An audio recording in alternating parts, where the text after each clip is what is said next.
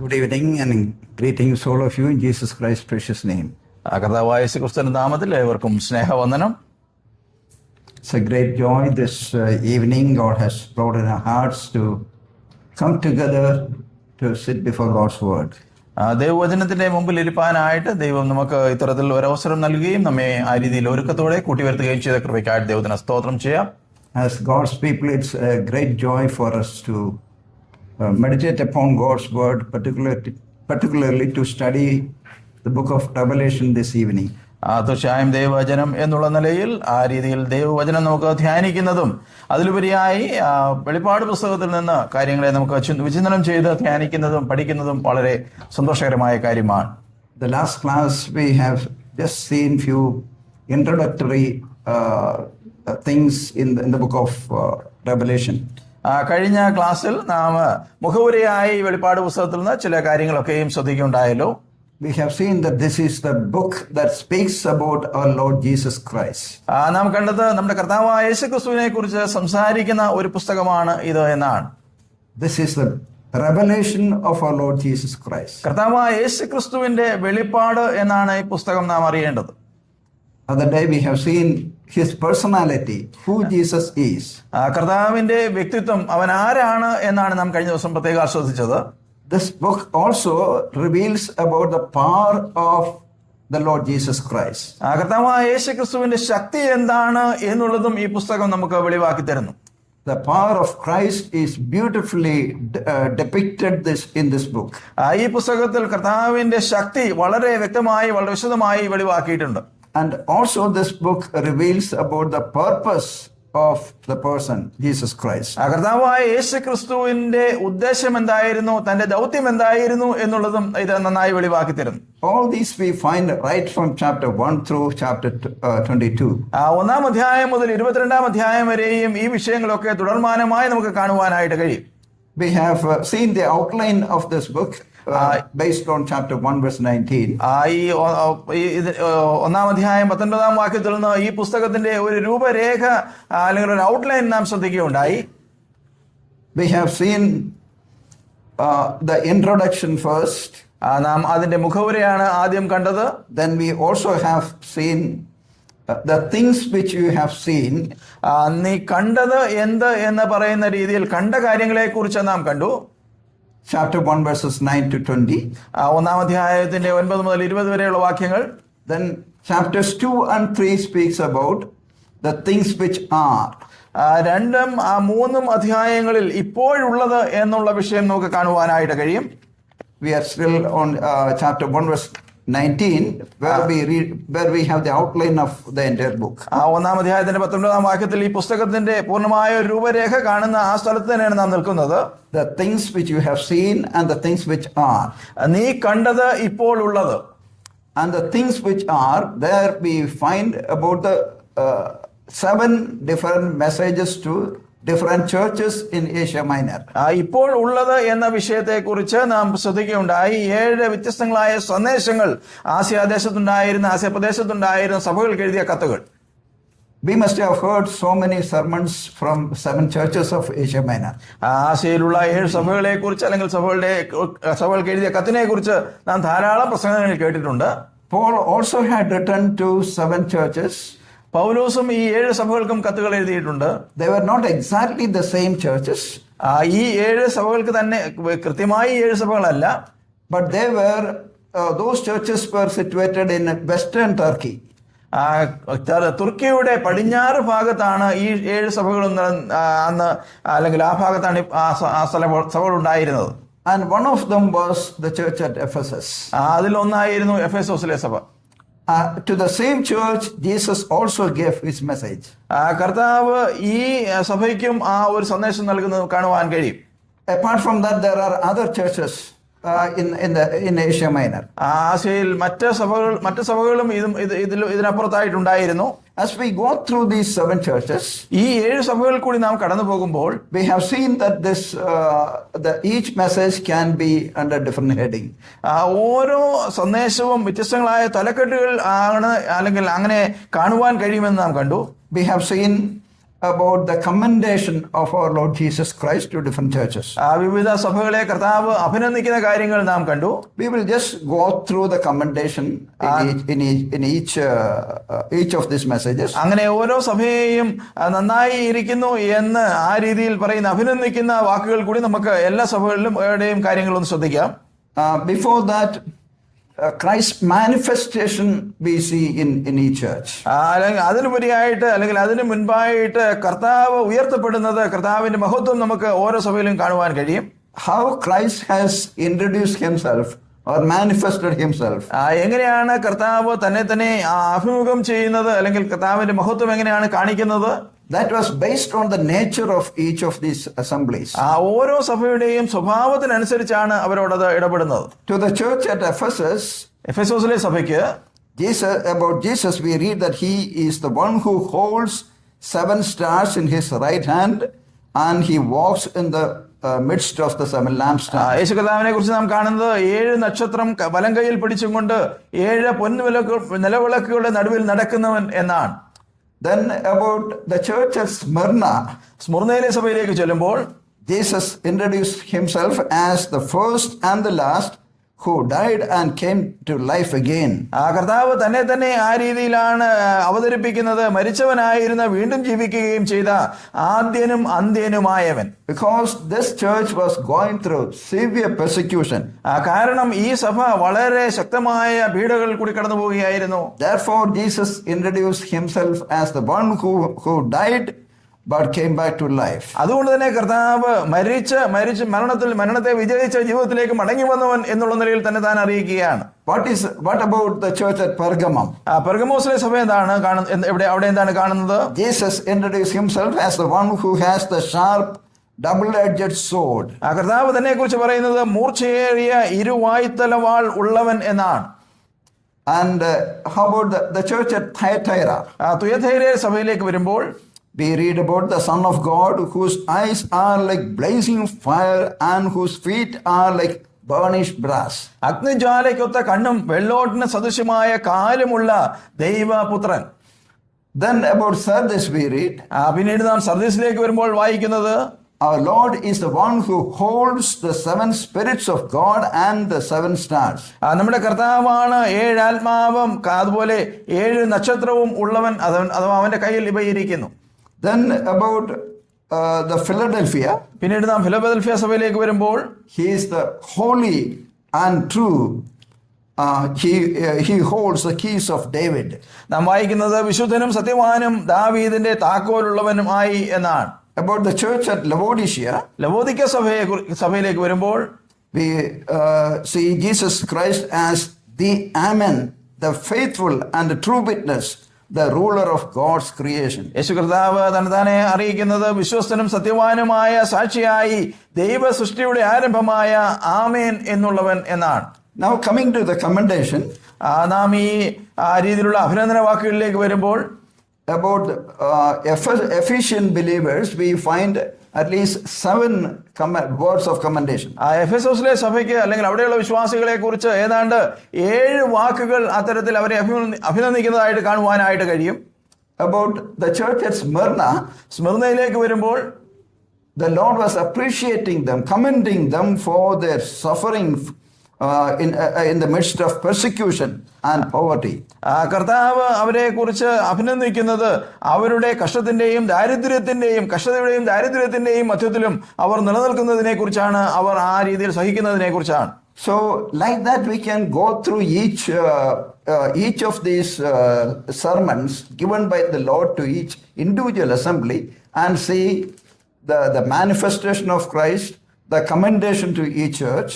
അങ്ങനെ നാം ഓരോ കത്തുകളും അല്ലെങ്കിൽ ഓരോ സന്ദേശവും പരിശോധിച്ചാൽ കർത്താവ് തന്നെത്താൻ എങ്ങനെയാണ് തന്റെ മഹത്വത്തെ അവരുടെ മുമ്പിൽ അവതരിപ്പിക്കുന്നത് എന്നുള്ളതും അവരെ എങ്ങനെയാണ് കർത്താവ് അഭിനന്ദിക്കുന്നത് എന്നുള്ളതും നമുക്ക് വ്യക്തമായി കാണുവാൻ കഴിയും. The Lord also had complained about certain assemblies. ചില സഭകളെ കുറിച്ച് കർത്താവിന് പരാതികൾ ഉണ്ടായിരുന്നു. But however there were 2 assemblies about which the Lord did not give any complaint at all. എന്നാൽ 2 സഭകളെ കുറിച്ച് പരാതികളൊന്നും പറയാത്ത അവസ്ഥയുണ്ട്. That is, one is Smyrna. ഒന്ന് സ്മുർനയിലെ സഭയാണ്. The other one is Philadelphia. മറ്റൊന്ന് ഫിലദൽഫിയയിലെ സഭയാണ്. And the Lord did not have anything to say negative about these assemblies. അവരെ കുറിച്ച് കുറവായിട്ടൊന്നും ഈ രണ്ട് സഭകളെ കുറിച്ചും പറയുന്നതായിട്ട് നമുക്ക് കാണുന്നില്ല. And then we also read about the exhortation to each assembly. അതുപോലെ തന്നെ കർത്താവ് ഇവർക്ക് ഈ ഓരോ സഭയ്ക്കും കൊടുക്കുന്ന ഓരോ പ്രബോധനങ്ങൾ നമുക്ക് കാണുവാനായിട്ട് കഴിയും. Every assembly has got an exhortation. ഓരോ സഭയും ഇതിലുള്ള എല്ലാ സഭകൾക്കും അത്തരത്തിലുള്ള പ്രബോധനങ്ങൾ ലഭിച്ചിരുന്നു. This is a rich study if we will spend more time on these messages. ഈ വിഷയങ്ങളെ കുറിച്ച് അല്ലെങ്കിൽ ഈ ഒരു സന്ദേശങ്ങളെ കുറിച്ച് നാം വിശദമായി പഠിക്കുകയാണെങ്കിൽ വളരെ മനോഹരമായ ഒരു പഠനമായിരിക്കും അത്. There are churches, there is a church which the Lord did not say anything good about it. ഒരു സഭയുണ്ട് അവരെ കുറിച്ച് നല്ലതൊന്നും പറയുന്നില്ല. That is the church at Laodicea. ലവോദിക്ക സഭയാണത്. And then coming to the rewards, അതിനുശേഷം അവർക്കുള്ള പ്രതിഫലങ്ങളെ കുറിച്ച് പറയുന്നു. all have been promised rewards. എല്ലാവർക്കും അത്തരത്തിലുള്ള പ്രതിഫലങ്ങൾ അവർക്ക് വാഗ്ദത്തം ചെയ്തിട്ടുണ്ട്. They all will not get the same reward. എല്ലാവർക്കും ഒരേ പ്രതിഫലമല്ല അല്ലെങ്കിൽ ഒരേ കിരീടമല്ല ലഭിക്കുന്നത്. These rewards are conditional. ഓരോ പ്രതിഫലവും അതിൻ്റെതായ കാരണമുണ്ട് അല്ലെങ്കിൽ അതിനൊരു മുഖാന്തരമുണ്ട്. Because each of these assemblies are exhorted to repent of their sins. ഈ സഭകളെ ഓരോന്നും കർത്താവ് പ്രബോധിപ്പിക്കുന്നത് അവരുടെ പാപങ്ങളെ കുറിച്ച് അവർ മാനസാന്തരപ്പെടണമെന്നാണ്. Only then they will get the reward. അങ്ങനെയാണെങ്കിലേ അവർക്ക് പ്രതിഫലം ലഭിക്കുകയുള്ളൂ. Each assembly each message is concluded with the statement. ഓരോ സന്ദേശവും അവസാനിപ്പിക്കുന്നത് ഈ ഒരു സന്ദേശം നൽകിയിട്ടാണ്. He who has an ear, let him hear what the Spirit of God says to the churches. ആത്മാവ് സഭകളോട് പറയുന്നതെന്ന് ചെവിയുള്ളവൻ കേൾക്കട്ടെ. That means each individual in each of these 7 churches was responsible for all the 7 messages to the 7 churches. അതിന്റെ അർത്ഥം എന്നുള്ളത് ഈ 7 സഭകളിലുള്ള ഓരോ വ്യക്തികളും ഈ 7 സഭകൾക്കും നൽകിയ ദൂത് കേൾക്കുവാനായിട്ട് ബാധ്യസ്ഥരായിരുന്നു. So though these messages were given to different churches, each of the members was responsible for the message that they have received. ഈ സഭകള് ഇതിന് ഒക്കെയും ഉത്തരവാദികളായിരുന്നുവെങ്കിലും തീർച്ചയായും ഇത് കേൾക്കുവാൻ അല്ലെങ്കിൽ അതിനെ ആ രീതിയിൽ കൈക്കൊള്ളുവാനായിട്ട് ഓരോരുത്തർക്കും ഉത്തരവാദിത്വം ഉണ്ടായിരുന്നു. Also we read about the rewards. അതുപോലെ പ്രതിഫലങ്ങളെ കുറിച്ച് പറയുന്നുണ്ട്. Who will get the reward? ആർക്കാണ് പ്രതിഫലം ലഭിക്കുന്നത്? He who overcomes. അതിനെ അതിജീവിക്കുന്നവനാണ്, ജയിക്കുന്നവനാണ്. Rewards are based on our overcoming. നമ്മുടെ ജയത്തിനനുസരിച്ചാണ് നമുക്ക് പ്രതിഫലം ലഭിക്കുന്നത്. Now who is the overcomer? ആരാണ് ജയിക്കുന്നവൻ? There is a great debate on who the overcomer is. ഇവിടെ ജയിക്കുന്നവൻ എന്ന് പറയുന്നത് ആരാണ് എന്നുള്ളതിനെ കുറിച്ച് വലിയ ഒരു ചിന്തകൾ ആ രീതിയിലുള്ള അഭിപ്രായ വ്യത്യാസങ്ങളുണ്ട്. I believe that every believer in the Lord Jesus Christ is an overcomer. കർത്താവായ യേശുക്രിസ്തുവിൽ വിശ്വസിച്ച ഓരോ വിശ്വാസിയും അത്തരത്തിൽ ജയിക്കുന്നവനാണ് എന്നാണ് ഞാൻ വിശ്വസിക്കുന്നത്. Believers ought not to be defeated Christians. വിശ്വാസികൾ ഒരിക്കലും പരാജയപ്പെട്ട ക്രിസ്ത്യാനികളായിരിക്കുവാനായിട്ട് പാടില്ല. The Lord did not call us to be leading a defeated life. ഒരു പരാജിതമായ ജീവിതം അല്ലെങ്കിൽ പരാജയത്തിന്റെ ജീവിതം നയിക്കുവാനല്ല കർത്താവ് നമ്മെ വിളിച്ചത്. In Romans chapter 8 we read, റോമാലേഖനം 8-ാം അധ്യായത്തിൽ നാം വായിക്കുന്നത്, we are more than overcomers. നാം വിജയശീലാളിതരാണ് എന്നാണ് നാം അവിടെ വായിക്കുന്നത്. Who is the overcomer? ആരാണ് വിജയിച്ചവർ? Our Lord Jesus Christ is the overcomer. നമ്മുടെ കർത്താവാണ് വിജയിച്ചവൻ. And we are more than overcomers. We are overcomers through Christ. നാം കർത്താവായ യേശുക്രിസ്തുവിൽ കൂടി അത്തരത്തിൽ വിജയിച്ച അവസ്ഥയിലാണ്, വിജയത്തിന് അതീതരാണ്. Again in 1 John chapter 5 we read, 1 യോഹന്നാൻ 5-ാം അധ്യായത്തിലേക്ക് വരുമ്പോൾ പിന്നെയും നാം വായിക്കുന്നത്, who is the overcomer? ആരാണ് വിജയിച്ചവൻ? The one who is born of God is the overcomer. അവിടെ നാം വായിക്കുന്നത് ദൈവത്തിൽ നിന്ന് ജനിച്ചവനാണ് ആ രീതിയിൽ വിജയിച്ചത് എന്ന് കാണുവാനായിട്ട് കഴിയും. Verses 4 and 5. 4-5 വാക്യങ്ങൾ, ദൈവത്തിൽ നിന്ന് ജനിച്ചതൊക്കെയും ലോകത്തെ ജയിക്കുന്നു, ലോകത്തെ ജയിച്ച ജയമോ നമ്മുടെ വിശ്വാസം തന്നെ. യേശു ദൈവപുത്രൻ എന്ന് വിശ്വസിക്കുന്നവനല്ലാതെ ആരാകുന്നു ലോകത്തെ ജയിക്കുന്നവൻ? So the overcomers in Revelation chapters 2 and 3 refer to all the believers in the Lord Jesus Christ. വെളിപ്പാട് പുസ്തകത്തിന്റെ 2-3 അധ്യായങ്ങളിലേക്ക് വരുമ്പോൾ വിജയിച്ചവൻ എന്ന് പറയുന്നത് ഓരോ വിശ്വാസിയെയും കുറിച്ചാണ്. But mind you, we at the same time we see so many defeated people in the churches. അതേസമയം തന്നെ നാം വളരെ ശ്രദ്ധിക്കേണ്ട ഒരു കാര്യം, ഇന്നത്തെ സഭകളിൽ പരാജിതരായ അനേക വ്യക്തികളെ നമുക്ക് കാണുവാനായിട്ട് കഴിയും. What does it show? അതെന്താണ് നമ്മെ കാണിക്കുന്നത്? There are many unbelievers in the assemblies. അവിശ്വാസികളായ അനേകർ ഇന്ന് സഭകളിലുണ്ട്, സഭകൾ കടന്നുകൂടിയിട്ടുണ്ട്. They are living with a false security. അവർ ഒരു അബദ്ധധാരണയോടുകൂടി അല്ലെങ്കിൽ അബദ്ധത്തിലുള്ള ഒരു സുരക്ഷാ ബോധത്തോടുകൂടി അവർ ജീവിക്കുകയാണ്. They think that they are saved. In reality, they are not saved. അവർ രക്ഷിക്കപ്പെട്ടവരാണ് എന്നവർ വിചാരിക്കുന്നു, എന്നാൽ യഥാർത്ഥത്തിൽ രക്ഷിക്കപ്പെടാത്ത അവസ്ഥയിൽ അവർ ആയിരിക്കുന്നു. They try to be good by their own effort. അവരുടെ ശ്രമം കൊണ്ട് അവർ നന്നായിരിക്കുവാനായിട്ട് അല്ലെങ്കിൽ നല്ല കാര്യം ചെയ്യുവാനായി ശ്രമിക്കുന്നു. Beloved, you and I cannot be good with our own efforts. നമ്മുടെ അധ്വാനം കൊണ്ട് നമുക്കൊരിക്കലും നന്മ ചെയ്യുവാനായിട്ട് കഴിയുകയില്ല, നന്നായിരിക്കുവാൻ കഴിയുകയില്ല. We need the grace of God. നമുക്ക് ദൈവത്തിന്റെ കൃപ ആവശ്യമാണ്. In the book of Romans chapter 7, റോമാലേഖനം 7-ാം അധ്യായത്തിലേക്ക് വരുമ്പോൾ verses 14 onward, we see about a believer whose life seemed to be a defeated life. 14-ാം വാക്യം മുതൽ നാം ശ്രദ്ധിച്ചാൽ പരാജയത്തിന്റെ അനുഭവത്തിൽ ജീവിക്കുന്ന വ്യക്തികളെ അവിടെ കാണുവാനായിട്ട് കഴിയും. But as we come to the end of the chapter, എന്നാൽ ആ അധ്യായത്തിന്റെ അവസാനത്തേക്ക് നാം വരുമ്പോൾ we have this beautiful verse.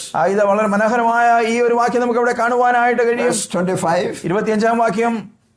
Thanks be to God through Jesus Christ our Lord. നമ്മുടെ കർത്താവായ യേശു ക്രിസ്തു മുഖാന്തരം ഞാൻ ദൈവത്തിന് സ്തോത്രം ചെയ്യുന്നു. 24-ന്റെ അവസാനം. So we can overcome through Jesus Christ who has overcome. വിജയിച്ച കർത്താവിൽ കൂടെ നമുക്കും വിജയശീലാളിതരായി തീരുവാനായിട്ട് കഴിയും. We do not need to lead a defeated life in this world. നാം ഈ ലോകത്തിലായിരിക്കുമ്പോൾ ഒരു പരാജയ ജീവിതം നയിക്കേണ്ട ആവശ്യമില്ല. If a person in the church say that he is not able to overcome some sins, ആ സഭയിലുള്ള ഒരു വ്യക്തി ചില പാപങ്ങളെ അതിജീവിക്കുവാൻ എനിക്ക് കഴിയുന്നില്ല എന്ന് പറയുന്നുവെങ്കിൽ that could be a symptom that he is not really born again. യഥാർത്ഥത്തിൽ ഒരു വീണ്ടും ജനിച്ച അനുഭവത്തിലല്ല അവൻ എന്ന് നാം സംശയിക്കേണ്ടിയിരിക്കുന്നു. A person who is born again definitely will be able to overcome sin. യഥാർത്ഥത്തിൽ വീണ്ടും ജനിച്ച ഒരു വ്യക്തിക്ക് തീർച്ചയായും പാപത്തെ അതിജീവിക്കുവാൻ, പാപത്തെ ജയിക്കുവാൻ കഴിയും. A person who is born again cannot continue in sin. ആ രീതിയിൽ വീണ്ടെടുക്കപ്പെട്ട ജന്മം പ്രാപിച്ച ഒരു വ്യക്തിക്ക് പാപത്തിൽ തുടരുവാനായിട്ട് കഴിയുകയില്ല. That's what we read in 1 John chapter 5 again. അത് തന്നെയാണ് നാം 1 യോഹന്നാൻ 5-ാം അധ്യായത്തിൽ പിന്നെയും വായിക്കുന്നത്. And no one who continues in sin can claim that he is truly born again. പാപത്തിൽ തുടരുന്ന ഒരു വ്യക്തിക്ക് ഒരിക്കലും അവൻ വീണ്ടും ജന്മം പ്രാപിച്ചതാണ് എന്ന് ആ രീതിയിൽ പറയുവാനായിട്ട് കഴിയുകയില്ല. He cannot continue in sin. ഒരിക്കലും അത്തരത്തിലൊരു വ്യക്തിക്ക് പാപത്തിൽ തുടരുവാൻ കഴിയുകയില്ല. Again chapter 3, 3-ാം അധ്യായത്തിലേക്ക് വരുമ്പോൾ verse 4, 4-ാം വാക്യം. everyone who practices sin also practices lawlessness, and sin is lawlessness. പാപം ചെയ്യുന്നവൻ എല്ലാം അധർമ്മവും ചെയ്യുന്നു, പാപം അധർമ്മം തന്നെ. Verse 6, and no one who abides in him sins. No one who sins has seen him or knows him. 6-ാം വാക്യത്തിലേക്ക് വരുമ്പോൾ നാം വായിക്കുന്നത്, അവനിൽ വസിക്കുന്നവൻ ആരും പാപം ചെയ്യുന്നില്ല, പാപം ചെയ്യുന്നവൻ ആരും അവനെ കണ്ടിട്ടില്ല, അറിഞ്ഞിട്ടുമില്ല. So the person who continues in sin or practices sin has not seen God or has not known him. പാപത്തിൽ തുടർമാനമായി പാപം ചെയ്യുന്നവൻ തീർച്ചയായും അവൻ ദൈവത്തെ കണ്ടിട്ടില്ല, ദൈവത്തെ അറിഞ്ഞിട്ടില്ല. Therefore the overcomers about whom John was writing in Revelation is referring to every true believer in the Lord Jesus Christ. അതുകൊണ്ട് തന്നെ മനസ്സിലാക്കേണ്ടത്, ജയിക്കുന്നവൻ എന്ന യോഹന്നാൻ വെളിപ്പാട് പുസ്തകത്തിന്റെ 2-3 അധ്യായങ്ങളിൽ പറയുന്ന ആ വ്യക്തിത്വം എന്നുള്ളത് തീർച്ചയായും കർത്താവായ യേശു ക്രിസ്തുവിൽ വിശ്വസിച്ചവരെ കുറിച്ചാണ്. Again look at chapter 2 and verse 11. പിന്നെയും 2-ാം അധ്യായത്തിന്റെ 11-ാം വാക്യം ശ്രദ്ധിക്കുക. There we read about the reward of the overcomers. അവിടെ നാം ജയിക്കുന്നവന് ലഭിക്കുന്ന ഒരു പ്രതിഫലത്തെ കുറിച്ച് കാണുന്നു. He who overcomes shall not be hurt by the second death. ജയിക്കുന്നവന് രണ്ടാം മരണത്താൽ ദോഷം വരികയില്ല. Who gets the second death? ആർക്കാണ് ഈ രണ്ടാമത്തെ മരണം അഭിമുഖീകരിക്കേണ്ടി വരിക? For a believer or an unbeliever? ഒരു വിശ്വാസിക്കാണോ? definitely for an unbeliever. ഒരു അവിശ്വാസിക്കാണ് തീർച്ചയായും. So the one who overcomes shall not be hurt by the second death. തീർച്ചയായും ജയിക്കുന്നവൻ ആ രണ്ടാമത്തെ മരണത്താൽ ദോഷം വരികയില്ല എന്ന് അവിടെ കാണുന്നു. Therefore, the overcomers in these two chapters are the true believers in the Lord Jesus Christ. അതുകൊണ്ട് തന്നെ നമുക്ക് ഉറപ്പിക്കുവാനായിട്ട് കഴിയും, ജയിക്കുന്നവൻ ഇന്ന് ഈ രണ്ട് അധ്യായങ്ങളിലും പറയുന്നത് തീർച്ചയായും യഥാർത്ഥമായി കർത്താവിനെ രക്ഷിതാവായി സ്വീകരിച്ചവരെ കുറിച്ചാണ്. Now we will switch on to chapters 4 and 5. പിന്നീട് നമുക്ക് 4-5 അധ്യായങ്ങളിലേക്ക് ഒന്ന് വേഗത്തിൽ പോകാം. I do not know how far we will be able to finish it. അത് എത്രമാത്രം ഇന്ന് തീർക്കുവാൻ കഴിയും എന്ന് എനിക്കറിയില്ല. But we will go as fast as possible. നമുക്ക് കഴിയുന്നിടത്തോളം വേഗത്തിൽ മുൻപോട്ട് പോകാം. When we come to chapter 4, 4-ാം അധ്യായത്തിലേക്ക് നാം വരുമ്പോൾ we read entirely different scenario. വളരെ വ്യത്യസ്തമായ ചില കാഴ്ചകളാണ് നമ്മളിവിടെ കാണുന്നത് അല്ലെങ്കിൽ വായിക്കുന്നത്. There we see John is taken to heaven in his spirit, and he was shown different sight there. അവിടെ നാം കാണുന്നത് യോഹന്നാൻ ആത്മാവിൽ സ്വർഗത്തിലേക്ക് എടുക്കപ്പെടുകയും അവിടെ ചില കാര്യങ്ങളെ അവന് കാണിച്ചു കൊടുക്കുകയും ചെയ്യുന്നതാണ്. In chapters 2 and 3 we see the church here on this earth. 2-3 അധ്യായങ്ങൾ നാം കാണുന്നത് ഈ ഭൂമിയിലുള്ള സഭകളെ കുറിച്ചാണ്.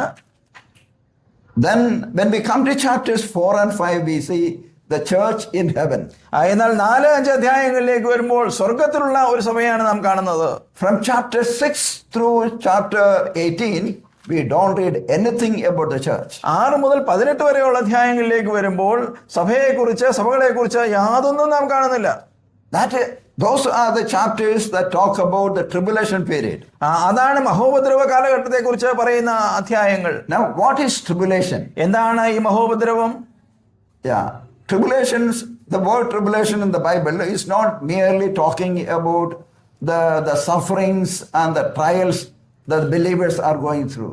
മഹോപദ്രവം എന്നുള്ള നിലയിൽ തിരുവചനത്തിൽ രേഖപ്പെടുത്തിയിരിക്കുന്ന വസ്തുത എന്നുള്ളത് വിശ്വാസികൾ അഭിമുഖീകരിക്കേണ്ടി വരുന്ന ചില കഷ്ടങ്ങളോ പ്രയാസങ്ങളോ ഞെരുക്കങ്ങളോ അല്ല. It is true that we all have tribulations in this world. ഈ ലോകത്തിലായിരിക്കുമ്പോൾ നമുക്ക് പ്രയാസങ്ങളും കഷ്ടങ്ങളും ഉണ്ട് എന്നുള്ളത് വാസ്തവമാണ്. But the tribulation that we discuss hereafter is talking about a particular period of time in which God is going to deal with the world in a totally different way. നാം തുടർന്ന് കാണുന്ന ഈ മഹോപദ്രവം എന്ന പേരിൽ നാം അറിയപ്പെടുന്ന അല്ലെങ്കിൽ ഈ വായിക്കുന്ന സന്ദർഭങ്ങൾ ഈ ലോകത്തിൽ ചില പ്രത്യേക കാലഘട്ടത്തിൽ നടക്കുന്ന ചില പ്രത്യേക കാര്യങ്ങളെ കുറിച്ചാണ്. This is a specific period of time. പ്രത്യേകമായ ഒരു സമയ കാലഘട്ടമാണിത്. Now, what is a tribulation? എന്താണ് മഹോപദ്രവം? The tribulation referred to the 7-year time period immediately following the rapture. That is the removal of the church from this earth.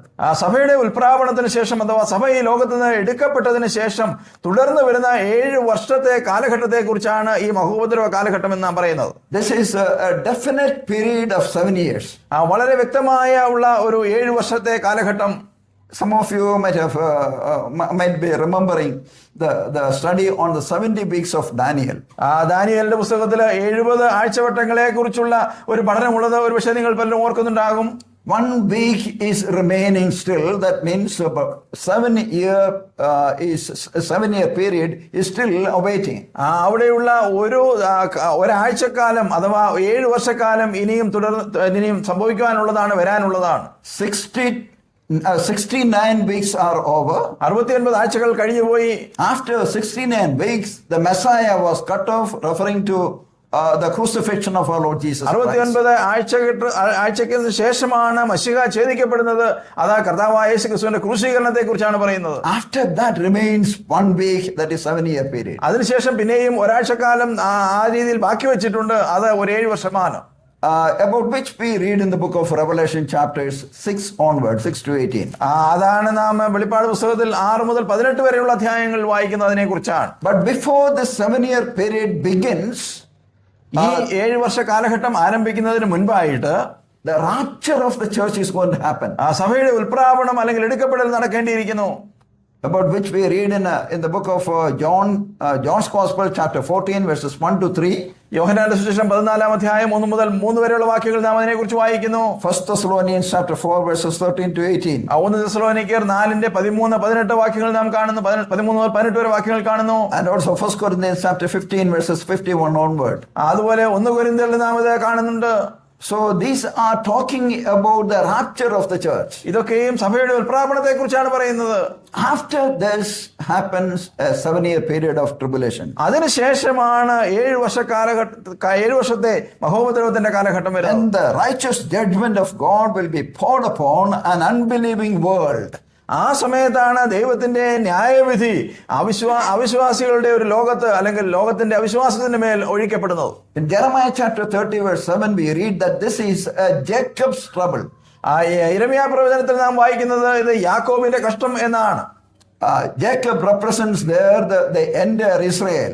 യാക്കോബ് എന്ന വാക്കുകൊണ്ട് അവിടെ ഇസ്രായേലിനെ പൂർണ്ണമായിട്ട് ഉൾക്കൊള്ളുകയാണ്. Israel, it's going to be an Israel's trouble. ഇസ്രായേലിന്റെ ഒരു പ്രശ്ന കാലഘട്ടമാണ് അല്ലെങ്കിൽ അവരുടെ കഷ്ടത്തിന്റെ കാലഘട്ടമാണത്. Why God had to allow the people of Israel to go through the 7-year period of tribulation? എന്തുകൊണ്ടാണ് ദൈവം അത്തരത്തിൽ ഇസ്രായേൽ ജനത്തെ ആ ഒരു 7 വർഷത്തെ വലിയ കഷ്ടത്തിന്റെ അനുഭവത്തിൽ കൂടി കടത്തിവിടുവാനായിട്ട് പോകുന്നത്? When Jesus Christ came in the first century or about 2000 years back, the people of Israel, they said, we do not need him. Crucify him. 2000 വർഷത്തിന് മുൻപ് ആദ്യത്തെ നൂറ്റാണ്ടിൽ കർത്താവായ യേശുക്രിസ്തു ലോകത്തിലേക്ക് വന്നപ്പോൾ ഇസ്രായേൽ ജനം പറഞ്ഞത് ഞങ്ങൾക്ക് അവനെ വേണ്ട, അവനെ ക്രൂശിക്ക എന്നാണ്. And they were responsible for Jesus' crucifixion. അവർ തീർച്ചയായും കർത്താവിന്റെ ക്രൂശീകരണത്തിന് അവരായിരുന്നു ഉത്തരവാദികൾ. And now they had to accept their Messiah. എന്നാൽ ഇപ്പോൾ അവരുടെ മശീഹയെ അവർ സ്വീകരിച്ചേ മതിയാകൂ. It was true that when Peter preached the first sermon, some 3,000 Jews came to the Lord in faith. പത്രോസ് ആദ്യത്തെ പ്രസംഗിച്ചപ്പോൾ 3000 യഹൂദന്മാർ അത്തരത്തിൽ വിശ്വാസത്തിലേക്ക് വന്നു എന്നുള്ളത് യാഥാർത്ഥ്യമാണ്. After that, the number has increased to 5,000. അതിനുശേഷം ആ സംഖ്യ 5000 ആയി മാറി. Then great multitude started following the Lord Jesus Christ. പിന്നീട് വലിയൊരു പുരുഷാരം വലിയൊരു കൂട്ടം കർത്താവിനെ അനുഗമിക്കുന്നു. But as a nation, Israel had never turned to the Lord. എന്നാൽ ഒരു ദേശം അല്ലെങ്കിൽ ഒരു രാജ്യം എന്നുള്ള നിലയിൽ, ഒരു ജനത എന്നുള്ള നിലയിൽ ഇസ്രായേൽ ഒരിക്കലും കർത്താവിലേക്ക് തിരിഞ്ഞിട്ടില്ല. And they had to look unto him whom they have pierced. അവർ കുത്തിയവെങ്കിലേക്ക് അവർ നോക്കുക തന്നെ വേണം. Revelation chapter 1, verse 7. വെളിപ്പാട് പുസ്തകം 1-ാം അധ്യായത്തിന്റെ 7-ാം വാക്യം. Zechariah chapter 10, verses 12 verses 10 onward, we read that each of the tribe has to cry unto the Lord for their sins. Zacharia പ്രവചനത്തിൽ നാം അതാണ് വായിക്കുന്നത്. ഓരോ ഗോത്രവും അവരുടെ പാപങ്ങൾക്ക് വേണ്ടി ദൈവത്തെ യഹോവയിലേക്ക് നോക്കി കരയേണ്ട കാലഘട്ടമുണ്ട്. The tribulation period is meant for that. ആ മഹോപദ്രവ കാലഘട്ടം അതിനു വേണ്ടിയുള്ളതാണ്. To purify the people of Israel. Israel ജനത്തെ ഒന്ന് ശുദ്ധീകരിച്ചെടുക്കുവാനായി. So that they will turn to the Lord. അവർ കർത്താവിലേക്ക് തിരിയുവാൻ. And also this period is meant to punish, to bring judgment upon the ungodly people. അതുപോലെ തന്നെ അവിശ്വാസികളായ ദൈവത്തെ അറിയാത്തവരുടെ മേൽ ആ രീതിയിലുള്ള ന്യായവിധി കൊണ്ടുവരുവാനും ഈ കാലഘട്ടം പ്രയോജനപ്പെടുന്നു. Jeremiah chapter 30 verse 7 is talking about the Israel included in that program. യിരെമ്യാ പ്രവചനത്തിൽ നാം വായിക്കുന്നത് ഇസ്രായേലിനെ ആ രീതിയിൽ ഉൾപ്പെടുത്തിയിട്ടുണ്ട്, ആ ഒരു പദ്ധതിയിൽ ഉൾപ്പെടുത്തിയിട്ടുണ്ട് എന്നാണ്. Daniel chapter 9 verse 27. ദാനിയേൽ പ്രവചനം 9-ാം അധ്യായത്തിന്റെ 27-ാം വാക്യം. There we read that the prince shall make a covenant with many for 1 week, that is for 7 years. നാം അവിടെ വായിക്കുന്നത് പ്രഭു ഒരാഴ്ച കാലഘട്ടത്തിലേക്ക് അല്ലെങ്കിൽ ഒരു ചെറിയ കാലഘട്ടത്തിലേക്ക് അവനുമായിട്ട് ഒരു ഉടമ്പടി ചെയ്യുന്നു. 2 Thessalonians chapter 2 verses 7 to 12. 2 തെസ്സലോനിക്കർ 2-ാം അധ്യായം 7 മുതൽ 12 വരെ വാക്യങ്ങൾ വായിക്കുമ്പോൾ there that God is going to deal with the ungodly people in this world. അവിശ്വാസികളായ ജനത്തോട് ദൈവം തീർച്ചയായും ഇടപെടുവാൻ പോവുകയാണ് എന്ന് നാം കാണുന്നു. Today, godly people are tortured and persecuted. ഇന്ന് ദൈവജനം തീർച്ചയായും കഷ്ടത്തിന്റെ അനുഭവത്തിലാണ്, അവർ ഉപദ്രവത്തിന്റെ അനുഭവത്തിലൂടെ കടന്നു പോവുകയാണ്. We ask the question, why such things are allowed? നാം പലപ്പോഴും ചോദിക്കുന്ന ചോദ്യം, എന്തുകൊണ്ടാണ് അത്തരത്തിലുള്ള കാര്യങ്ങൾ അനുവദിക്കുന്നത് എന്നാണ്. The ungodly people go to those people who cannot defend themselves. തങ്ങളെ തന്നെ സൂക്ഷിക്കുവാൻ കഴിയാത്തവരെ തീർച്ചയായും അത്തരത്തിലുള്ള അവിശ്വാസികൾ അല്ലെങ്കിൽ പുറജാതി വന്ന് ഞെരുക്കുന്നു. They cry unto the Lord. അവർ കർത്താവിനെ നോക്കി കരയുന്നു. They say, how long, O Lord? കർത്താവേ, ഇത് എത്ര നാളെന്ന് അവർ ചോദിക്കുന്നു. Well, our people are going through struggles, tortures these days. ഈ നാളുകളിൽ തീർച്ചയായും ഉപദ്രവത്തിന്റെയും കഷ്ടത്തിന്റെയും അനുഭവത്തിൽ കൂടിയാണ് ദൈവജനം കടന്നു പോകുന്നത്. But the 7-year period of tribulation, എന്നാൽ ഈ ബഹോപദ്രവ കാലഘട്ടത്തിന്റെ 7 വർഷക്കാലം is going to be severe. വളരെ അതികഠിനമായ ഒരു അനുഭവമാണ്. The Matthew's Gospel chapter 24 we read, മത്തായിയുടെ സുവിശേഷം 24-ാം അധ്യായത്തിൽ നാം വായിക്കുന്നത്, such a tribulation will happen. It has never happened in history or never will happen again. ചരിത്രത്തിൽ ഒരു കാലഘട്ടത്തിലും നടന്നിട്ടില്ലാത്തതുപോലെയാണ് ആ കാര്യങ്ങൾ സംഭവിക്കുന്നത്. ഇനിമേലാൽ അത് ഒരിക്കലും സംഭവിക്കുകയുമില്ല. Revelation chapter 16 is the climax of the tribulation. വെളിപ്പാട് പുസ്തകം 16-ാം അധ്യായമാണ് ഇതിന്റെ ഒരു ഉച്ചസ്ഥായി ആയിട്ട് കാണുവാൻ കഴിയുന്നത്. But the judgments will be climaxed by the return of our Lord Jesus Christ in glory to the earth.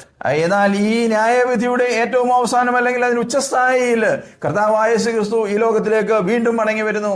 Revelation chapter 19 we read about the return of our Lord Jesus Christ. വെളിപ്പാട് പുസ്തകം 19-ാം അധ്യായത്തിലേക്ക് വരുമ്പോൾ കർത്താവ് വീണ്ടും വരുന്നതിനെ കുറിച്ച് അവിടെ കാണുവാനായിട്ട് കഴിയും. In the book of Revelation, ഇപ്പോൾ വെളിപ്പാട് പുസ്തകത്തിൽ the lengthy section of chapter 6 verse 1 to chapter 19 verse 21, 6-ാം അധ്യായത്തിന്റെ 9-ാം അധ്യായം മുതൽ 6-ാം അധ്യായത്തിന്റെ 1-ാം വാക്യം മുതൽ 19-ാം അധ്യായത്തിന്റെ 21-ാം വാക്യം വരെയുള്ള വലിയ ഒരു ഖണ്ഡിക അല്ലെങ്കിൽ ഒരു ഭാഗം, there we have the details of God's judgment. ദൈവത്തിന്റെ ന്യായവിധിയുടെ വളരെ വിശദമായ ഒരു ചിത്രം നമുക്ക് അവിടെ കാണുവാൻ കഴിയും. The passage of time during this period is tracked in Revelation chapter 11 verses 2 and 3. വെളിപ്പാട് പുസ്തകം 11-ാം അധ്യായത്തിന്റെ 2-3 വാക്യങ്ങളിൽ ഈ ഒരു കാലഘട്ടത്തെ കുറിച്ച് ചുരുക്കമായി പറഞ്ഞിരിക്കുന്നത് അല്ലെങ്കിൽ ചുരുക്കി പറഞ്ഞിരിക്കുന്നത് കാണുവാൻ കഴിയും. Revelation chapter 11, വെളിപ്പാട് പുസ്തകം 11-ാം അധ്യായം verses 2 and 3. 2-3 വാക്യങ്ങൾ, ആലയത്തിന് പുറത്തുള്ള പ്രാകാരം അളക്കാതെ വിടുക, അത് ജാതികൾ കൊടുത്തിരിക്കുന്നു. അവർ വിശുദ്ധ നഗരത്തെ 42 മാസം ചവിട്ടും. അന്ന് ഞാൻ എൻ്റെ 2 സാക്ഷികൾക്കും വരം നൽകും. അവർ രട്ടെടുത്തും കൊണ്ട് 1260 ദിവസം പ്രവചിക്കും. See the two figures, 2 സംഖ്യകൾ, 42 months, 42 മാസം, that is equivalent to 3.5 years. അത് 3.5 വർഷക്കാലത്തിന് സമമാണ്. Again 1260 days equivalent to same period. പിന്നീട് നാം വായിക്കുന്ന 1260 ദിവസം അതേ കാലഘട്ടമാണ്. The same figure we find in chapter 12 verse 6. 12-ാം അധ്യായത്തിന്റെ 6-ാം വാക്യത്തിലേക്ക് വരുമ്പോൾ അതേ സംഖ്യ നമുക്ക് പിന്നെയും കാണുവാൻ കഴിയും. സ്ത്രീ മരുഭൂമിയിലേക്ക് ഓടിപ്പോയി, അവിടെ അവളെ 1260 ദിവസം പോറ്റേണ്ടതിന് ദൈവം ഒരുക്കിയ ഒരു സ്ഥലം അവൾക്കുണ്ട്. Exactly 3.5 years. കൃത്യമായി 3.5 വർഷക്കാലം. Again verse 14. 14-ാം വാക്യത്തിലേക്ക് പിന്നെയും വരുമ്പോൾ, അപ്പോൾ സ്ത്രീക്ക് മരുഭൂമിയിൽ തന്റെ സ്ഥലത്തേക്ക് പറന്നു പോകേണ്ടതിന് വലിയ കഴുകിന്റെ 2 ചിറക് ലഭിച്ചു. അവിടെ അവളെ സർപ്പത്തോട് അകലെ 1 കാലവും 2 കാലവും അരക്കാലവും പോറ്റി രക്ഷിച്ചു. Time refers to 1 year. Times refer to 2, more than 1, and a half, 3.5 years. 1 കാലം എന്നത് 1 വർഷം, 2 കാലം എന്നുള്ളത് 1-ൽ കൂടുതൽ അഥവാ 2 വർഷം, അരക്കാലം എന്നുള്ളത് പിന്നീട് അര വർഷം, അങ്ങനെ 3.5 വർഷക്കാലം. Again chapter 13 verse 5. 13-ന്റെ 5-ാം വാക്യം, വമ്പും ദൂഷണവും സംസാരിക്കുന്ന വായ അതിന് ലഭിച്ചു. 42 മാസം പ്രവർത്തിക്കുവാൻ അധികാരവും ലഭിച്ചു. 42 months again. വീണ്ടും ഞാൻ 42 മാസം കാണുന്നു. In all these places we see the 3.5 years period. ഈ സ്ഥലങ്ങളിലൊക്കെ ഈ 3.5 വർഷത്തിന്റെ ഒരു കാലഘട്ടത്തെ കുറിച്ചാണ് വായിക്കുന്നത്. But we read in chapter 7 verse 14. എന്നാൽ 7-ാം അധ്യായത്തിന്റെ 14-ാം വാക്യത്തിലേക്ക് വരുമ്പോൾ, 7 verse 14. 7-ാം അധ്യായം 14-ാം വാക്യം, യജമാനൻ അറിയുമല്ലോ എന്ന് ഞാൻ പറഞ്ഞതിന് അവൻ എന്നോട് പറഞ്ഞത്, ഇവർ മഹാകഷ്ടത്തിൽ നിന്ന് വന്നവർ കുഞ്ഞാടിന്റെ രക്തത്തിൽ തങ്ങളുടെ അങ്കി അലക്കി വെളുപ്പിച്ചിരിക്കുന്നു. There we read about the great tribulation period. അവിടെ മഹാകഷ്ടത്തെ കുറിച്ച് നാം വായിക്കുന്നു. When we come to chapter 6 we will see how the tribulation period will begin. ഈ 6-ാം അധ്യായത്തിലേക്ക് വരുമ്പോൾ എങ്ങനെയാണ് ഈ മഹോപദ്രവ കാലഘട്ടം ആരംഭിക്കുന്നത് എന്ന് നമുക്ക് അവിടെ കാണുവാൻ കഴിയും. But at the beginning, there will not be great tribulation as such. ആരംഭ കാലഘട്ടത്തിൽ അത്തരത്തിലുള്ള വലിയ കഷ്ടങ്ങൾ ഉണ്ടാകുന്നില്ല. First 3.5 years seem to be little comfortable for the people. ആദ്യത്തെ 3.5 വർഷക്കാലം ജനത്തിന് ഏതാണ്ട് ഒരു സ്വസ്ഥതയുള്ള ഒരു കാലഘട്ടമാണ്, അല്ലെങ്കിൽ ഒരു പ്രയാസമില്ലാത്ത ഒരു കാലഘട്ടമാണ്. But when they come to the second half, എന്നാൽ ഈ രണ്ടാമത്തെ പകുതിയിലേക്ക് അവർ വരുമ്പോൾ that is going to be really a great tribulation. വളരെയധികം കഠിനമായ ഉപദ്രവത്തിന്റെ കാലഘട്ടമായി അത് മാറുന്നു. So the total there will be 7-year period of tribulation. അതുകൊണ്ട് തന്നെ പൂർണ്ണമായി 7 വർഷത്തിന്റെ മഹോപദ്രവ കാലഘട്ടമാണ് അത്തരത്തിലുള്ളത്. In the Old Testament, we read many things about the 7-year period of tribulation. പഴയ നിയമ കാലഘട്ടത്തിൽ നമുക്ക് ഈ 7 വർഷത്തെ മഹോപദ്രവ കാലത്തെ കുറിച്ച് അനേക കാര്യങ്ങൾ കാണുവാനായിട്ട് കഴിയുന്നുണ്ട്. Then we have the question whether the church will go through tribulation or not. അടുത്ത ചോദ്യം, സഭ ഈ ഉപദ്രവത്തിൽ കൂടി അല്ലെങ്കിൽ മഹോപദ്രവ കാലഘട്ടത്തിൽ കൂടി കടന്നു പോകുമോ എന്നുള്ളതാണ്. Even in our own assemblies, there are people who teach that the church may go through tribulation. നമ്മുടെ സഭകളിൽ പോലും സഭ ഒരുപക്ഷെ മഹോപദ്രവത്തിന്റെ കാലഘട്ടത്തിൽ കൂടി കടന്നു പോയേക്കാം എന്ന് പഠിപ്പിക്കുന്നവർ അല്ലെങ്കിൽ വിശ്വസിക്കുന്നവരുണ്ട്. That's not a part of the cardinal or the essential doctrine of the scriptures. വളരെ അടിസ്ഥാനപരമായ ഉപദേശ വിഷയങ്ങളിൽ പെടുന്ന ഒരു കാര്യമല്ല അത്. So great scholars have believed that church might go through tribulation. വളരെ വിഖ്യാതരായ പണ്ഡിതന്മാർ അനേകർ അത്തരത്തിൽ സഭ മഹോപദ്രവത്തിൽ കൂടി കടന്നു പോകും എന്ന് വിശ്വസിച്ചിരുന്നവരാണ്. But I personally, out of my studies, I have come to a conclusion that the church will not go through the 7-year period of tribulation. എന്നാൽ വ്യക്തിപരമായ നിലയിൽ ഞാൻ വളരെ വിശദമായി പഠിച്ചതിൽ നിന്ന് വളരെ വ്യക്തമായി എനിക്ക് മനസ്സിലായത് സഭ ഈ മഹോപദ്രവത്തിന്റെ കാലഘട്ടത്തിൽ കൂടി കടന്നു പോവുകയില്ല എന്നാണ്. We will see few reasons why we believe that. എന്തുകൊണ്ടാണ് നാം അങ്ങനെ വിശ്വസിക്കുന്നത് എന്ന് ചില കാര്യങ്ങൾ നമുക്ക് ഒന്ന് ശ്രദ്ധിക്കുവാനായിട്ട് കഴിയും. There are promises in the Bible. നമുക്ക് അത്തരത്തിലുള്ള നൽകപ്പെട്ട വാഗ്ദത്തങ്ങളുണ്ട്. Those promises tell us that we will be kept from the tribulation. നാം മഹോപദ്രവ കാലഘട്ടത്തിൽ നിന്ന് സൂക്ഷിക്കപ്പെടും എന്ന് അത്തരത്തിലുള്ള വാഗ്ദത്തങ്ങൾ നമുക്ക് നൽകപ്പെട്ടിട്ടുണ്ട്. First, let's turn to 1 Thessalonians chapter 1 and verse 10. ഒന്നാമതായിട്ട് നമുക്ക് തെസ്സലോനിക്കർക്ക് എഴുതിയ 1-ാം ലേഖനം 1-ാം അധ്യായം 10-ാം വാക്യം ഒന്ന് ശ്രദ്ധിക്കാം. തെസ്സലോനിക്കർ 1:10. തന്റെ പുത്രനും വരുവാനുള്ള കോപത്തിൽ നമ്മെ വിടുവിക്കുന്നവനുമായ യേശു സ്വർഗത്തിൽ നിന്ന് വരുന്നത് കാത്തിരിക്കുവാനും നിങ്ങൾ വിഗ്രഹങ്ങളെ വിട്ട് ദൈവത്തിലേക്ക് എങ്ങനെ തിരിഞ്ഞു എന്നും അവർ തന്നെ പറയുന്നു. So the believers at Thessalonica were reminded that they were saved from the wrath to come. തെസ്സലോനിക്കയിലുള്ള വിശ്വാസികളെ ഓർമ്മിപ്പിച്ച കാര്യം വരുവാനുള്ള കോപത്തിൽ നിന്ന് അവരെ വിടുവിക്കുമെന്നാണ്. It's talking about a definite period of time. ഒരു പ്രത്യേകമായ ഒരു വ്യക്തമായ ഒരു കാലഘട്ടത്തെ കുറിച്ചാണ് സംസാരിക്കുന്നത്. The believers at Thessalonica were reminded that you should be comforted in the fact that you are not called for the punishment during the tribulation time. തെസ്സലോനിക്കയിലുള്ള വിശ്വാസികളോട് വളരെ വ്യക്തമായി വളരെ ഉറപ്പായി പറഞ്ഞ ഒരു കാര്യം, ഈ മഹോപദ്രവ കാലഘട്ടത്തിലേക്കല്ല നിങ്ങളെ വിളിച്ചിരിക്കുന്നത്, നിങ്ങൾ അവിടെ കടന്നു പോവുകയില്ല എന്നാണ്. Whereas in the book of Revelation chapter 6 we read, എന്നാൽ വെളിപ്പാട് പുസ്തകം 6-ാം അധ്യായത്തിൽ നാം വായിക്കുന്നത് chapter 6 verse 17, for the great day of their wrath has come. 6-ാം അധ്യായത്തിന്റെ 17-ാം വാക്യത്തിൽ നാം വായിക്കുന്നത് അവരുടെ മഹാകോപ ദിവസം വന്നു. Verse 16, 16-ാം വാക്യം, there we read about the wrath of the Lamb. അവിടെ കുഞ്ഞാടിന്റെ കോപത്തെ കുറിച്ച് വായിക്കുന്നു. So the believers are not called for the wrath of God, wrath of the Lamb.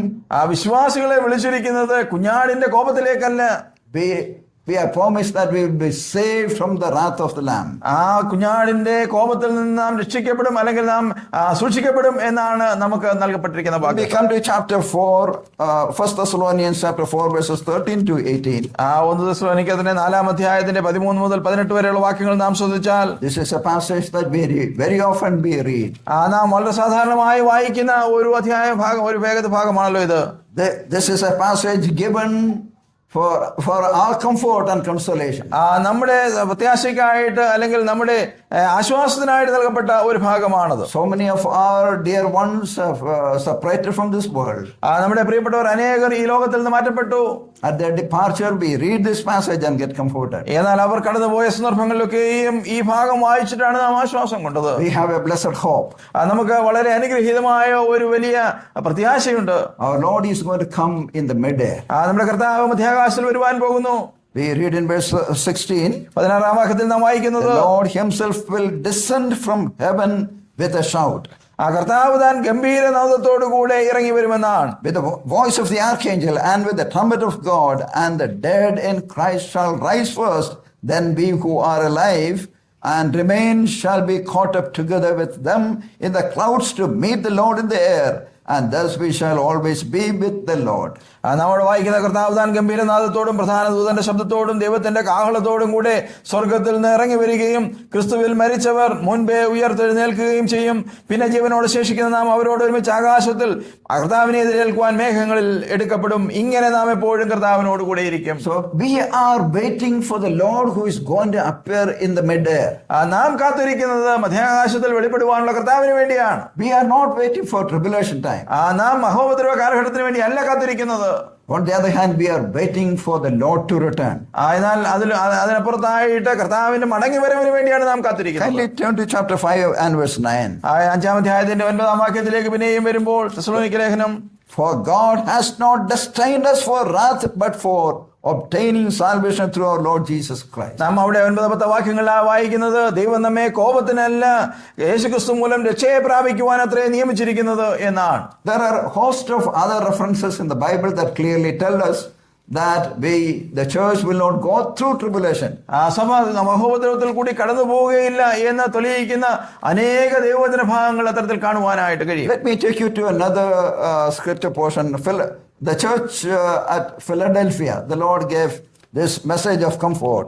Philadelphia സഭയ്ക്ക് കർത്താവ് നൽകിയ ആശ്വാസത്തിന്റെ വചനത്തിലേക്ക് ആ ഭാഗത്തേക്ക് നിങ്ങൾ ശ്രദ്ധ വന്നിരിക്കട്ടെ. Chapter 3 and verse 10. വെളിപ്പാട് പുസ്തകം 3-ാം അധ്യായത്തിന്റെ 10-ാം വാക്യം, സഹിഷ്ണുതയെക്കുറിച്ചുള്ള എന്റെ വചനം നീ കാത്തുകൊണ്ടതിനാൽ ഭൂമിയിൽ വസിക്കുന്നവരെ പരീക്ഷിക്കേണ്ടതിന് ഭൂതലത്തിലെങ്ങും വരുവാനുള്ള പരീക്ഷാകാലത്ത് ഞാനും നിന്നെ കാക്കും.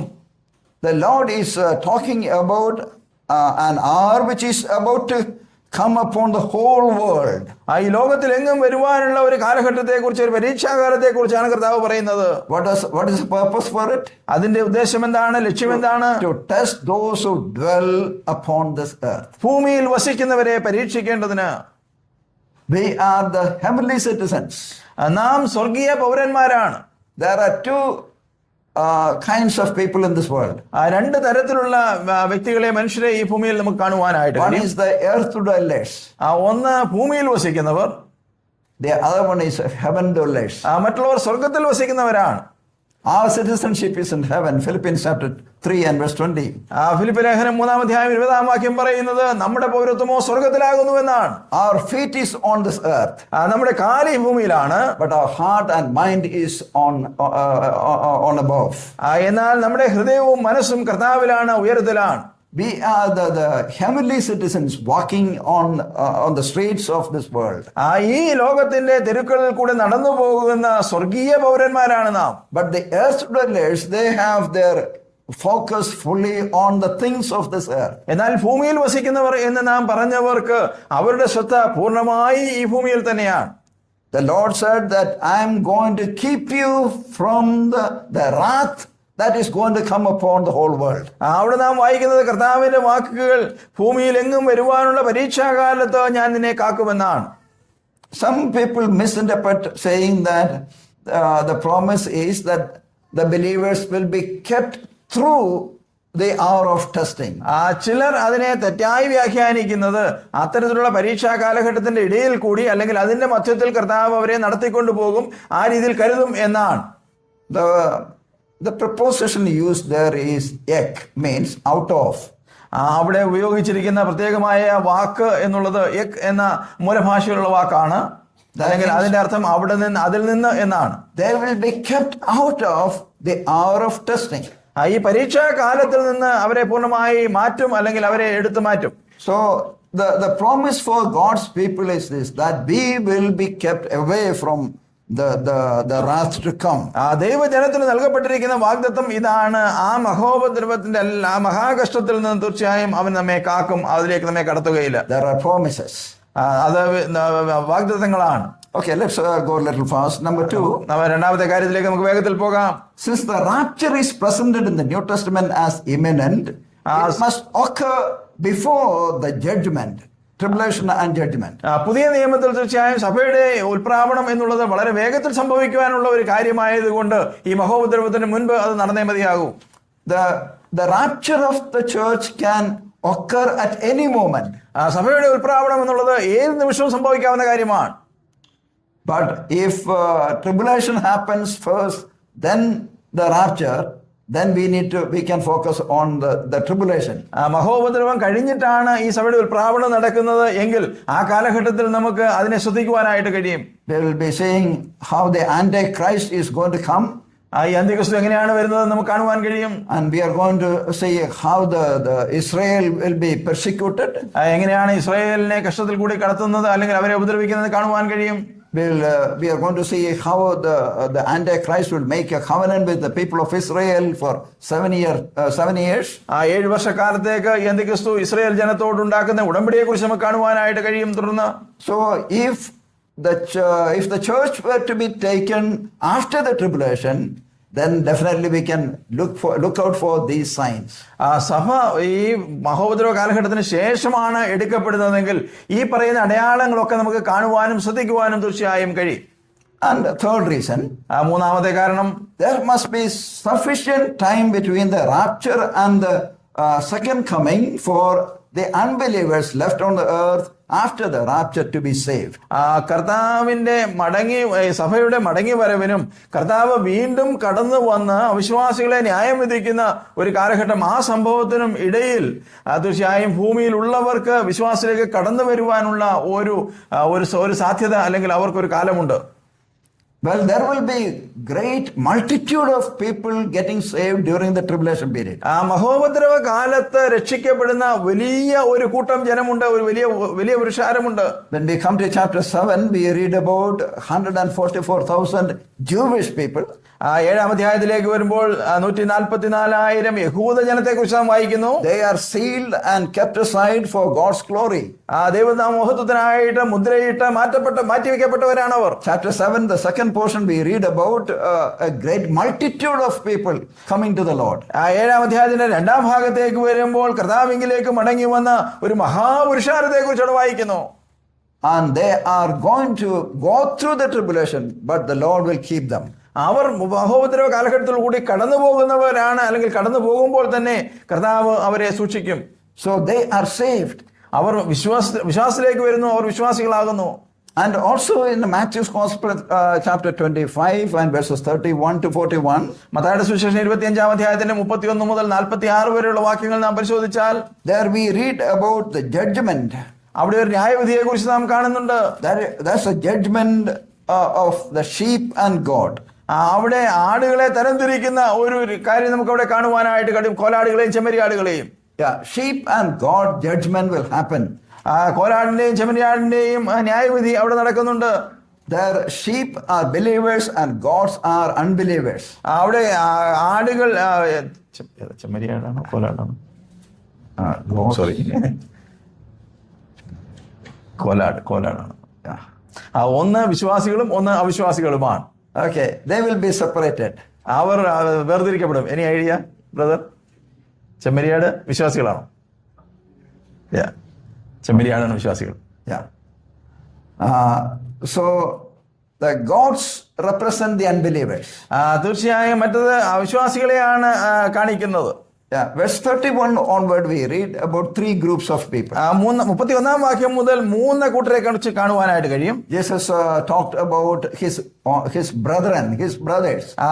തന്റെ സഹോദരന്മാരെ കുറിച്ച് താൻ പറയുന്നു.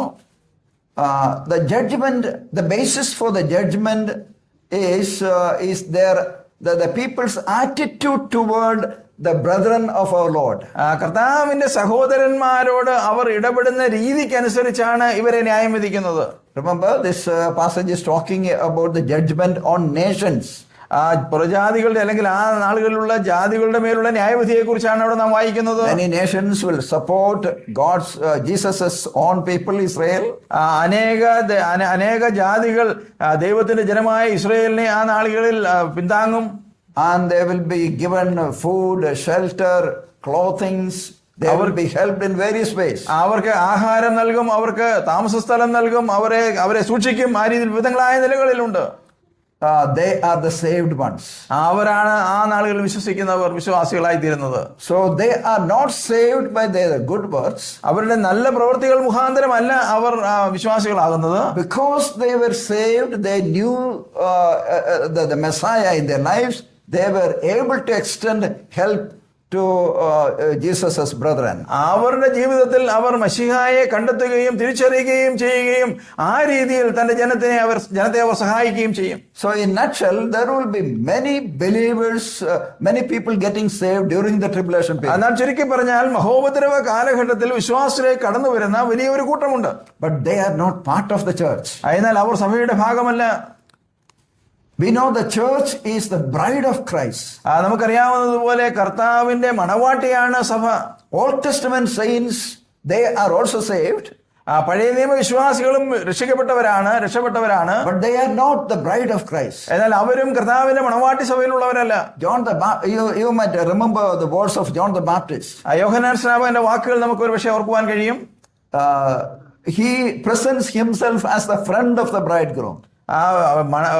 മണവാളന്റെ സുഹൃത്ത് എന്നുള്ള നിലയിലാണ് തന്നെ അറിയിക്കുന്നത്, പറയുന്നത്. He says that the friend of the bridegroom hears the voice of the bridegroom and rejoices. മണവാളന്റെ ശബ്ദം കേട്ടിട്ട് മണവാളന്റെ സ്നേഹിതൻ സന്തോഷിക്കുന്നതിനെ കുറിച്ചാണ് വായിക്കുന്നത്. The bridegroom is our Lord Jesus Christ. മണവാളൻ എന്നുള്ളത് കർത്താവായ യേശു ക്രിസ്തുവാണ്. Bride is the church. മണവാട്ടി സഭയാണ്.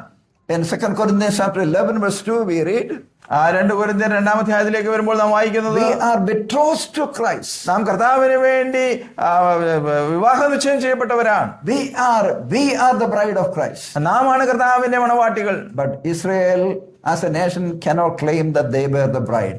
എന്നാൽ ഇസ്രായേൽ ഒരു ജാതി എന്നുള്ള നിലയിൽ കർത്താവിന്റെ മണവാട്ടി എന്ന് അവർക്ക് പറയുവാനായിട്ട് കഴിയുകയില്ല. Some years before, one group of Christians, they claimed that they were the 144,000 and they were the bride of Christ. ചില നാളുകൾക്ക് മുൻപ് ഒരു കൂട്ടം ക്രിസ്ത്യാനികൾ അത്തരത്തിൽ വലിയ അവകാശവാദവുമായി വന്നു. അവരാണ് ഈ 144,000 പേരെന്ന്. When their number increased more than that, then they stopped teaching that. അവരുടെ സംഖ്യ ഈ 144,000 മുകളിലേക്ക് പോയപ്പോൾ, കൂടുതൽ വിശ്വാസികൾ അവരുടെ സഭയിലേക്ക് വന്നപ്പോൾ ആ ഉപദേശം അവർ നിർത്തി. Okay, so we will come to that later. നമുക്ക് അവിടേക്ക് പിന്നെയും മടങ്ങി വരാം പിന്നീട്. Now, during the tribulation time, there will be believers. ഈ മഹോപദ്രവ കാലഘട്ടത്തിലും വിശ്വാസത്തിലേക്ക് വരുന്നവർ, വിശ്വാസികൾ ഉണ്ടാകും.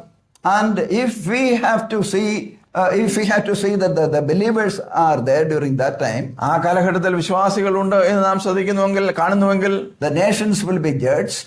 തീർച്ചയായും ജാതികൾ ന്യായവിധിക്കപ്പെടും. Definitely the church of Jesus Christ should be taken up. തീർച്ചയായും അതിന് മുൻപായിട്ട് കർത്താവായ യേശു ക്രിസ്തുവിന്റെ സഭ ഇവിടെ നിന്ന് എടുക്കപ്പെടണം. The tribulation should be there. Period of tribulation should be there. ആ മഹോപദ്രവ കാലഘട്ടം ഉണ്ടാകണം. Now the fourth reason, 4ാമത്തെ കാരണം, the differences between the biblical descriptions of the rapture and the second coming support this view. നമ്മുടെ കർത്താവിന്റെ മടങ്ങി വരവ്, അതുപോലെ സഭയുടെ ഉൽപ്രാപണം, ഇതേക്കുറിച്ചൊക്കെയും വിശദമാക്കുന്ന വേദഭാഗങ്ങൾ ഇത് നമുക്ക് തെളിവാക്കി തരുന്നു. Some people say that okay, we should not be bothered much about the two aspects of Christ's second coming. കർത്താവായ യേശു ക്രിസ്തു മടങ്ങി വരവിന്റെ 2 പാദങ്ങളെ കുറിച്ച് നാം വളരെയൊന്നും വിഷമിക്കേണ്ട കാര്യമില്ല, അല്ലെങ്കിൽ അധികം നാം ശ്രദ്ധിക്കേണ്ട കാര്യമില്ല എന്ന് പറയുന്നവരുണ്ട്. Christ will come anyway. എന്തായാലും കർത്താവ് വരാനുള്ളതാണ്. Those who are saved will go to heaven. വിശ്വസിച്ചവർ അല്ലെങ്കിൽ രക്ഷിക്കപ്പെട്ടവരെ സ്വർഗത്തിലേക്ക് പോകും. But we should, if we are serious about God's word, we should study the scriptures clearly. എന്നാൽ ദൈവവചനത്തെ കുറിച്ച് നമുക്ക് താല്പര്യമുണ്ടെങ്കിൽ നാം അത് ശ്രദ്ധിച്ച് പഠിക്കുവാനായിട്ട് താല്പര്യപ്പെടുന്നെങ്കിൽ അത് നന്നായി നാം പഠിക്കേണ്ടത് ആവശ്യമാണ്. When we study about the second coming of Christ, ആ കർത്താവിന്റെ രണ്ടാം വരവിനെ കുറിച്ച് നാം പഠിക്കുമ്പോൾ in the book of Zechariah chapter 14 verse 2 onward, ആ സഖരിയാ പ്രവചനം 14-ാം അധ്യായത്തിന്റെ 2-ാം വാക്യം മുതൽ നാം പരിശോധിച്ചാൽ we read that Christ will come on the Mount of Olives, നാം ഒലിവ് മലയുടെ മേൽ കർത്താവ് വരുന്നതായിട്ട് നമുക്ക് വായിക്കുവാനായിട്ട് കഴിയുന്നു. and his feet will touch on the Mount of Olives. The Mount of Olives will be split into eastward and westward. ആ olive മല രണ്ടായി വിഭജിക്കപ്പെടുന്ന അല്ലെങ്കിൽ പിളരുന്ന ഒരു കാഴ്ച നമുക്ക് അവിടെ കാണുവാൻ കഴിയും. So Jesus is coming to this earth. ആ കർത്താവ് ഈ ഭൂമിയിലേക്ക് വരികയും അവന്റെ കാൽപാദം ആ ഒലിവ് മലയിൽ സ്പർശിക്കുകയും ചെയ്യും. But before that, we have already seen in 1 Thessalonians chapter 4, 1 തെസ്സലോനിക്കർ 4-ാം അധ്യായത്തിൽ നാം അതിനു മുൻപായിട്ട് കണ്ടല്ലോ, Christ is going to come in the clouds and receive the church unto himself. നാം ഇവിടെ കാണുന്നത് മേഘങ്ങളിൽ നമ്മുടെ കർത്താവ് വരികയും സഭയെ തന്റെ അടുക്കിലേക്ക് സ്വീകരിക്കുകയും ചേർത്തുകൊള്ളുകയും ചെയ്യുന്ന കാലഘട്ടത്തെ കുറിച്ചാണ്. How can these two events be harmonized? എങ്ങനെയാണ് ഈ രണ്ട് സംഭവ കഥകളും ഒരുമിച്ച് ചേർന്ന് പോകുന്നത്? Beloved, there is no prediction about the rapture in the Old Testament. ആ പഴയ നിയമ കാലഘട്ടത്തിൽ സഭയുടെ ഉൽപ്രാപണത്തെ കുറിച്ച് യാതൊരു പ്രവചനവുമില്ല. The reason is very simple. There was no church in the Old Testament. കാരണം എന്നുള്ളത് പഴയ നിയമ കാലഘട്ടത്തിൽ സഭ എന്നൊരു വസ്തുത ഉണ്ടായിരുന്നില്ല. Even in the Mount, we'll come to that point later.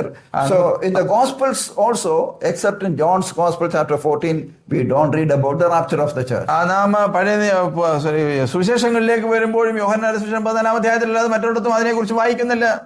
So the rapture and the second coming of Christ both are different. തീർച്ചയായും സഭയുടെ എടുക്കപ്പെടലും അല്ലെങ്കിൽ ഉൽപ്രാപണവും കർത്താവിന്റെ രണ്ടാം വരവും രണ്ട് കാലഘട്ടമാണ്, രണ്ട് കാര്യങ്ങളാണ്. Okay, then the fifth reason, അഞ്ചാമത്തെ ഒരു കാരണം എന്നുള്ളത് the absence of references to Christians and the church on earth in chapters 4 to 18. 4 മുതൽ 18 വരെയുള്ള അധ്യായങ്ങൾ നാം പരിശോധിച്ചാൽ ഭൂമിയിൽ ക്രിസ്ത്യാനികളോ സഭയോ ഉള്ളതിനെക്കുറിച്ച് അവിടെ യാതൊന്നും പറയുന്നില്ല.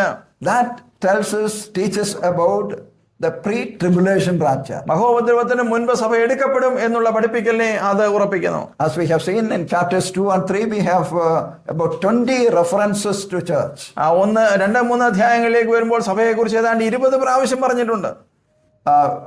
Whereas in chapters 4, after chapter 6 onward, we don't read anything about Christians or about the church. എന്നാൽ 6 മുതലുള്ള അധ്യായങ്ങളിലേക്ക് നാം പരിശോധിച്ചാൽ സഭയെക്കുറിച്ചോ വിശ്വാസികളെ കുറിച്ചോ യാതൊന്നും അവിടെ പറയുന്നില്ല. Up to chapter 18. 18-ാം അധ്യായം വരെയും. Because the entire passage is talking about the tribulation period.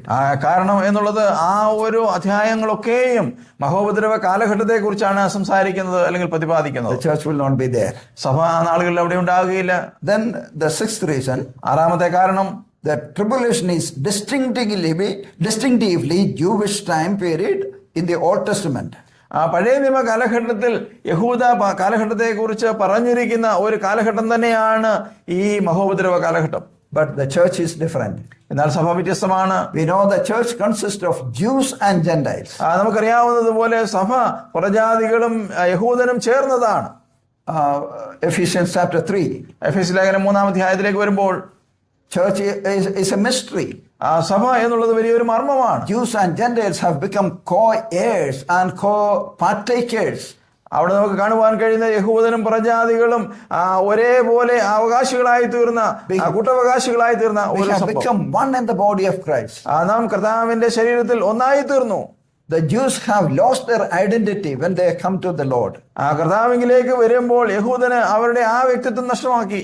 Today we don't have any other identity other than that we are Christians, we are in Christ. നാം ക്രിസ്തുവിലായിരിക്കുന്നു, ക്രിസ്ത്യാനികളായിരിക്കുന്നു എന്നതിലപ്പുറത്തായിട്ട് നമുക്ക് ഒരു വ്യക്തിത്വവുമില്ല. No black Christian and white Christians. കറുത്ത ക്രിസ്ത്യാനിയും വെളുത്ത ക്രിസ്ത്യാനിയുമില്ല. So no other identity other than we are in Christ. നമുക്ക് ക്രിസ്തുവിലായിരിക്കുന്നു എന്നതിലപ്പുറത്തായിട്ട് യാതൊരു വ്യക്തിത്വങ്ങളുമില്ല. Whereas the tribulations that talked about in the book of in the Old Testament books, എന്നാൽ പഴയ നിയമ കാലഘട്ടത്തിൽ മഹോപദ്രവങ്ങളെ കുറിച്ച് മഹോദരത്തെ കുറിച്ച് പറഞ്ഞിരിക്കുന്ന ഭാഗങ്ങളിലൊക്കെയും all these were talking about Israel. അവിടെയൊക്കെയും ഇസ്രായേലിനെ കുറിച്ചാണ് സംസാരിക്കുന്നത്. Israel is going to go through the tribulation. ഇസ്രായേലാണ് ഈ മഹാകഷ്ടത്തിൽ കൂടി മഹോപദ്രവത്തിൽ കൂടി കടന്നു പോകുന്നത്. Therefore, before we enter chapter 4, നാം 4-ാം അധ്യായത്തിലേക്ക് കടക്കുന്നതിന് മുൻപായിട്ട് തന്നെ we should see that the church is no more here on this earth. ഈ ലോകത്തിൽ സഭ തുടരുന്നില്ല എന്ന് നമുക്ക് കാണുവാനായിട്ട് കഴിയും. In between chapters 3 and 4, 3-4 അധ്യായങ്ങൾക്കിടയിലായിട്ട് the church already is caught up to meet the Lord in heaven. കർത്താവിനെ എതിരേൽക്കുവാനായി സ്വർഗ്ഗത്തിലേക്ക് സഭ എടുക്കപ്പെടുകയാണ്. Then when we come to chapter 4, 4-ാം അധ്യായത്തിലേക്ക് നാം വരുമ്പോൾ we'll see the beautiful picture of church in heaven. സഭ സ്വർഗ്ഗത്തിലായിരിക്കുന്ന വളരെ മനോഹരമായ ഒരു കാഴ്ച നമുക്ക് അവിടെ കാണുവാൻ കഴിയും. So God willing, we will continue this class. ദൈവം അനുവദിക്കുന്ന പക്ഷം നാം ഈ ക്ലാസ് അഭിനയം തുടരുന്നതാണ്. May God bless us. ദൈവം നമ്മെ അനുഗ്രഹിക്കുമാറാകട്ടെ. But one thing we should be doubly sure that we are truly born again. We are God's people. We are God's children. നാം മനസ്സിലാക്കേണ്ട ഒരു കാര്യം, യഥാർത്ഥമായി വിശ്വാസം കർത്താവിൽ വിശ്വസിച്ച് വീണ്ടും ജനനം പ്രാപിച്ച വ്യക്തികളാണ് ദൈവജനം എന്നുള്ളത്. And if we are truly born again, നാം യഥാർത്ഥത്തിൽ വീണ്ടും ജനം പ്രാപിച്ചവരാണെങ്കിൽ we are not destined for the wrath to come. നാം കോപത്തിനായിട്ടല്ല വിളിക്കപ്പെട്ടിരിക്കുന്നത്, അല്ലെങ്കിൽ കോപത്തിനായിട്ടല്ല നാം കാത്തിരിക്കുന്നത്. We are called to meet the Lord who is going to come in heaven, in the mid-air. മധ്യാകാശത്തിൽ വരുവാനിരിക്കുന്ന കർത്താവിനെ എതിരേൽക്കുവാനാണ് നാം കാത്തിരിക്കുന്നത്. Shall we continue to prepare ourselves for our Lord's coming? നമ്മുടെ കർത്താവിന്റെ മടങ്ങി വരവിന് വേണ്ടി നമുക്ക് നമ്മെ തന്നെ ഒരുക്കി കാത്തിരിക്കാം. And God bless us. ദൈവം നമ്മെ അനുഗ്രഹിക്കുമാറാകട്ടെ.